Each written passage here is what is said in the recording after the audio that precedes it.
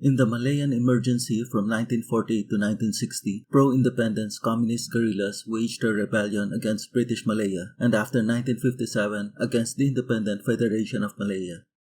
Then from 1960 to 1989, in the Second Malayan Emergency, the communists relaunched the rebellion against the expanded independent state of Malaysia. In 1786, Britain established its first permanent presence in the Malay Peninsula. In the latter 19th century, British control of Malaya expanded rapidly that by the early 20th century, Britain had gained full authority, turning the nominally independent Malayan sultanates into virtual colonial administrations. British interests in Malaya centered on the vast tin resources and production of rubber, the latter extracted from trees grown in large plantations. In both industries, the British imported large numbers of laborers from India and China. This great influx, particularly of Chinese, soon making some areas having Chinese majority populations. The British did not seek laborers among Malays, the native population of Malaya, instead employing them in low-level civil service positions and police and military units. In 1930, Chinese workers, influenced by communist ideology prevalent in mainland China, formed the Communist Party of Malaya, or CPM. Much of the CPM membership was Chinese, attracting relatively few Malays and Indians, and the perception that it was essentially a Chinese movement would factor heavily in its existence. The CPM's objectives were to end British rule, seize power, and establish independent Malaya as a communist state. The CPM operated clandestinely and by controlling militant trade unions, launched strikes and job actions to undermine British control of the economy. British authorities outlawed the CPM, jailed union leaders, and deported communist members back to China. However, with World War II looming, the British formed a tactical alliance with the CPM to confront the greater threat of Japan's expansionism in Asia. Then during the Japanese invasion and subsequent occupation of Malaya, several British soldiers who had escaped capture by the Japanese organized resistance groups that carried out guerrilla warfare against the Japanese. Likewise, the CPM retreated to the jungles, where they formed a separate militia, which also conducted guerrilla warfare against the Japanese occupation and became a large potent force across the Malay Peninsula. On September 2, 1945, World War II ended with Japan's defeat. The British restored their authority over Malaya, which had been devastated by the war, with industries destroyed, poverty and unemployment rampant, and banditry, crime, and lawlessness wreaking havoc in the countryside. But by 1947, British authorities were making rapid progress in Malaya's reconstruction. Also in the immediate post-World War II period, the British recognized and granted recognition to the wartime efforts of the communists, providing their guerrilla fighters with a salary and supplies and provisions. Under British order, many but not all communist guerrilla units disbanded. In March 1947, the CPM came under the leadership of a hardline communist who increased anti-British militant activities, organizing strikes and labor actions to disrupt the economy aimed at fomenting a general uprising that would force the end of British rule and replace it with a communist-led government. British CMP tensions escalated, which coincided with the onset of the Cold War. On June 12, 1948, armed bands killed 3 European plantation managers, and British authorities declared a state of emergency in Malaya, which was essentially a declaration of war on the CPM.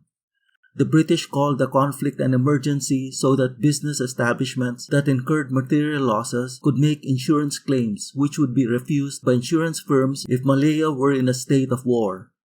Perpetrators of the murders are disputed. British authorities have accused the CPM communists, while the latter deny involvement in the killings. In any case, hostilities broke out between British authorities and the CPM. The communists withdrew into the Malayan jungles, where they reconstituted their military wing, eventually renaming it the Malayan National Liberation Army, or MNLA. The MNLA rebels resorted to guerrilla tactics, raiding police stations and ambushing government patrols.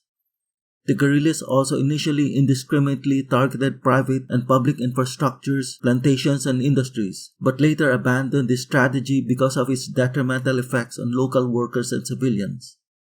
The rebels obtained their support mainly from the ethnic Chinese population, which provided recruits, food, supplies, and information. From 1948 to 1951, the communist rebels held the initiative. At its peak in 1951, the MNLA launched over 6,000 armed incidents. Also at this point, the Cold War was escalating in Asia. In 1949, the Communists triumphed in China, and in 1950, Communist North Korea invaded US-aligned South Korea, and the First Indochina War had transformed into a Cold War battleground. In Malaya, a low-intensity war ensued, owing to the MNLA refusing to engage in open combat. Even so, British authorities were initially hard-pressed to confront the rapidly expanding communist rebellion. The British initial use of large unit ground formations and air bombing runs proved ineffective against the enemy hidden in the dense forest cover. Subsequently, the British military conceived a number of approaches. Small unit search and destroy operations were adopted, which were more effective in locating the concealed enemy. Military and police strength was greatly increased, and army contingents from other British Commonwealth territories were brought in. Government forces ventured deep in the jungles, building fortified camps there from where they sought out and engaged the rebels. The British used psychological warfare, airdropping propaganda leaflets in the mountains and jungles, conducting anti-communist rallies in towns and cities, and leaving in place discovered rebel weapons caches but sabotaged with self-exploding bullets and grenades. British planes sprayed herbicides to defoliate forests and destroy rebel crop fields. Early on, the British realized that combat alone could not defeat the enemy, and so they pursued a number of non-military methods. Ethnic Malay communists were jailed to prevent the insurgency from spreading to other Malays, thereby reinforcing the perception that the CPM-MNLA was essentially an ethnic Chinese organization. The communists derived much of their support from the 600,000 so-called rural squatter ethnic Chinese living at the edge of the jungle. The authorities relocated these squatters into so-called new villages, which were guarded internment camps where a hearts and minds campaign was implemented to win over their trust, providing the residents with educational and medical services and amenities such as electricity and clean water. British authorities also co-opted the large population of moderate and anti-communist Chinese, recruiting them as deep-cover intelligence agents in the CPM, which greatly undermined the rebels' communication systems and combat operations. This multifaceted approach allowed the British to take the initiative in the war. By 1955, the MNLA was on the decline, its numerical strength weakened by combat deaths, desertions, and surrenders, its morale low, and its popular support greatly reduced. Another devastating blow to the rebellion occurred when in 1952 to 1954, the British made preparations for Malaya's independence, which would void one of the communists' objectives, to end colonial rule. In August 1957, the Federation of Malaya gained independence as a fully sovereign state, which received overwhelming support from the general population and further denigrated the communists' armed struggle. 2 years earlier, in September 1955, the government had offered amnesty to the rebels, but peace negotiations broke down and the offer was subsequently withdrawn. By 1959, communist-held territory had shrunk considerably, with the MNLA now comprising small bands of hardcore fighters pushed to the Thai border. On July 31, 1960, government authorities lifted the state of emergency except in the northern region. The first phase of the war was over. The MNLA established bases in southern Thailand close to the Malayan border. A recruitment campaign raised its strength from 500 fighters remaining by the end of the emergency to 2,000 by 1965.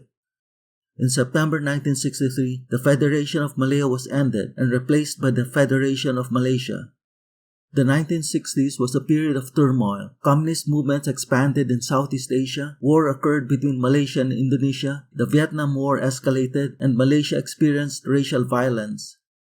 Surmising that these events were playing in its favor, the MNLA decided to restart hostilities.